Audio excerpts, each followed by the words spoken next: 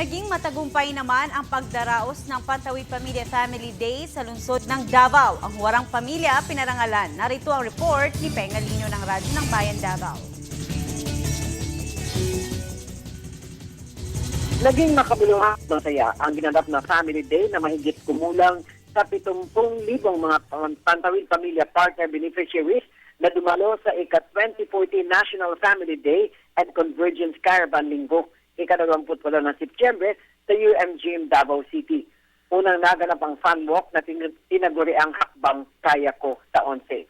Kasama dito ang mga representante ng kada pamilya mula sa iba't ibang bahagi ng Rehiyon 11 na nagsaya sa programa na may temang Pamilyang Pilipino para sa pagbabago, tumatawid sa kaunlaran.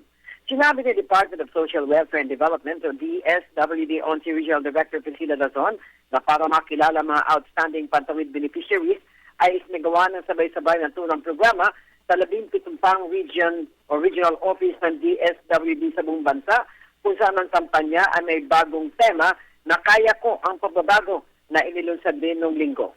Samantala, diniklara at ginawaran naman ni Razon ang atah manobo ng pamilyang Ginsongan na siyang inilang kamakailan ng huwarang pamilyang Pilipino 2014 at napili sa regional search kung saan mula pa 2012 ay sunod-sunod ang panalo ng Davao del Norte sa ganitong larangan na pangalawa pa rin itong award ng Talaingod sa Davao del Norte. Para sa Telebisyon ng Bayan, Peng Alino, Radyo ng Bayan, Davao.